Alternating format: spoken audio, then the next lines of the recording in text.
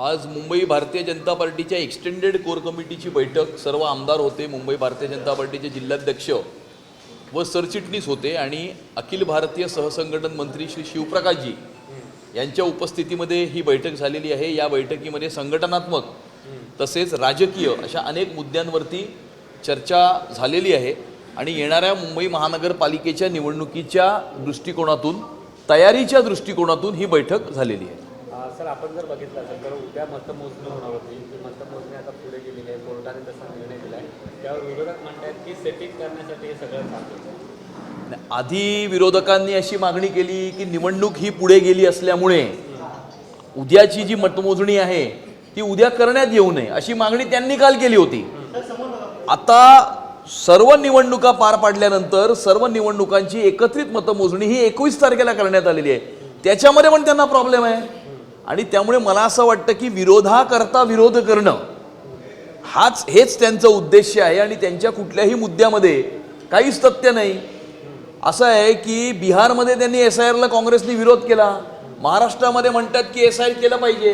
त्यामुळे नक्की त्यांची भूमिका काय, कन्फ्युज्ड अशा प्रकारच्या स्टेटमध्ये संपूर्ण विरोधक आहेत, महाविकास आघाडी आहे आणि जनतेने त्यांना घरचा रस्ता दाखवल्यामुळे निराशेच्या पोटी अशा प्रकारची विधानं ते करत आहेत। उद्धव ठाकरेंनी आता म्हटलं की दगाबाज भाजपला संपवण्यासाठी व थांबवण्यासाठी महाविकास आघाडी जी आहे म्हणून आपण एकत्र आलो। दगाबाज कोण आहे हे अख्ख्या हिंदुस्थानच्या जनतेने हे बघितलेलं आहे आणि त्यामुळे हिंदू हृदय सम्राट, शिवसेना प्रमुख सन्माननीय बाळासाहेब ठाकरे यांच्या हिंदुत्वाच्या विचारांना तिलांजली देऊन ज्या काँग्रेसला बाळासाहेबांनी आयुष्यभर, ज्या काँग्रेसचा विरोध केला, ज्या काँग्रेसच्या विरोधामध्ये बाळासाहेब आयुष्यभर लढले, त्याच काँग्रेसच्या मांडीला मांडी लावून युती करून महाविकास आघाडी स्थापन करून आणि भारतीय जनता पक्षासोबतची असलेली नॅचरल आणि नैसर्गिक हिंदुत्वाच्या आधारावरती झालेली युती तोडून फक्त एका मुख्यमंत्री पदाकरता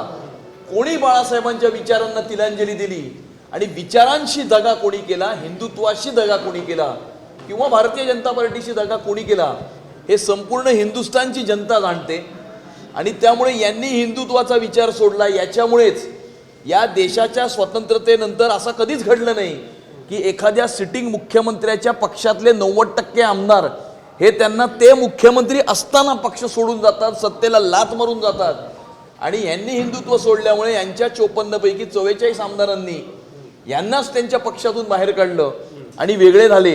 हे असं एकमेव उदाहरण हे हिंदुस्थानच्या राजकारणामध्ये आहे आणि त्यामुळे दगा कोणी केला किंवा विचारांना तिलांजली कोणी दिली हे संपूर्ण हिंदुस्थानच्या जनतेला माहिती आहे आणि जगाच्या पाठीवरती सर्वांना माहिती आहे। उद्धव ठाकरेंनी असंही म्हटलंय की भाजपने क्लिअर कट सांगितलेलं आहे की नंबर 1 कोण आहे, त्यामुळे काही लोक जे आहेत ते खुर्चीसाठी लाचारी करतात। एक अर्थी एकनाथ शिंदेवरती त्यांनी ही टीका केली पाहिजे। आता उद्धव ठाकरेजींकडे टीका करणे, खोचक बोलणे, टोमणे मारणे याच्या पलीकडे जाऊन दुसरं काही काम राहिलेलं नाही आहे आणि त्यामुळे अशा प्रकारचे टोमणे मारणं, खोचक बोलणं, काही लोक प्रक्षोभक विधानं करतायत, त्यामुळे अशा प्रकारचं ते करत असतात। त्यामुळे याची काही विशेष काही दखल घेण्यासारखी आहे असं मला वाटत नाही। दुसरीकडे राज्य निवड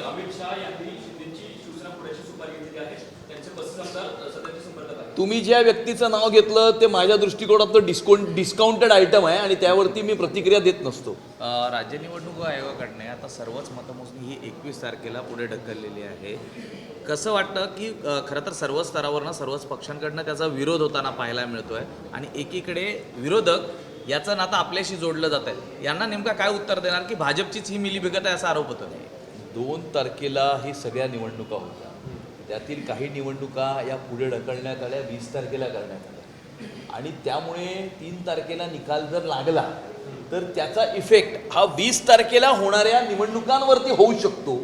म्हणून सर्व निकाल एकत्रितपणे 21 तारखेला करण्यात आलेले आहेत आणि त्यामुळे हे योग्यच आहे आणि लोकशाहीच्या दृष्टिकोनातून मला असं वाटतं की हा निर्णय योग्य आहे आणि त्यामुळे 20 तारखेला निवडणुका पुढे ढकलणं हे योग्य आहे की अयोग्य आहे हा चर्चेचा विषय असू शकतो, परंतु एकदा निवडणुका 20 तारखेला असल्या तर सगळ्या निवडणुकांचं एकत्रितपणे मतमोजणी 21 तारखेला ही घेतली जाईल। मला असं वाटतं की न्यूट्रॅलिटी च्या दृष्टिकोनातून हे योग्य आहे. पण बावनकुळेंनी याबद्दल नाराजी व्यक्त केलेली आहे राज्य निवडणूक आयोगाच्या या एकूणच कारभाराव्यतिरिक्त. नाराजी त्यांनी व्यक्त केली आहे कारण त्यांनी ज्या निवडणुका पुढे ढकलल्या हा निर्णय हा वादातीत आहे आणि कॉन्स्टिट्युशनली, लीगली, टेक्निकली हा निर्णय कसा योग्य आहे हे स्पष्टीकरण त्यांनाच द्यावं लागेल. परंतु एकदा निवडणुका पुढे ढकलल्या की जो निकाल असतो तो निकाल त्यांनी पुढे ढकलला, त्यामुळे त्यांना निवडणूक आयोगाला जे योग्य वाटलं ते त्यांनी केलं. निलेश राणे म्हणतायत की कुठेतरी सेटिंग आहे, सेटिंग होणं बाकी आहे म्हणून या सर्व निकाल जो आहे तो पुढे आता असं आहे, कुठल्याही समजा निवडणुकांचे निकाल पुढे ढकलले नसते मग असं म्हटलं असतं की 2 तारखेच्या निवडणुकांचे निकाल 3 तारखेला लागले आणि त्याच्यामध्ये महायुतीचा मोठा विजय झाला जो होणारच आहे, मग त्याचा इफेक्ट 20 तारखेला होणाऱ्या निवडणुकींवरती पडत असतो आणि त्यामुळे हे सेटिंग आहे अशा प्रकारचे आरोपही होऊ शकतात. त्यामुळे असं केलं तरी आरोप होऊ शकतात, तसं केलं तरी आरोप होऊ शकतात.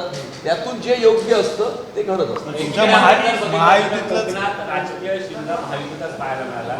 राज्यात महायुती सत्तेत एकत्र आहे, दुसरीकडे महायुतीतीलच एक आमदार भाजप पैसे वाटप असल्याचा आरोप करतोय. स्थानिक स्वराज्य संस्थांच्या निवडणुका ही कार्यकर्त्यांची निवडणूक असते. मोठ्या प्रमाणावरती कार्यकर्त्यांचे ॲस्पिरेशन्स या निवडणुकीची जुडलेले असतात.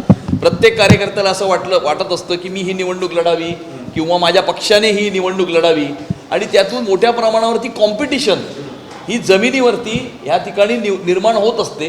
त्यातून अशा प्रकारचे काही विधानं एकमेकांच्या विरोधात होतात, परंतु ते निवडणुकीपुरते असतात. निवडणूक झाल्यानंतर पुन्हा एकदा सगळं काम सुरळीतपणे सुरू होतं.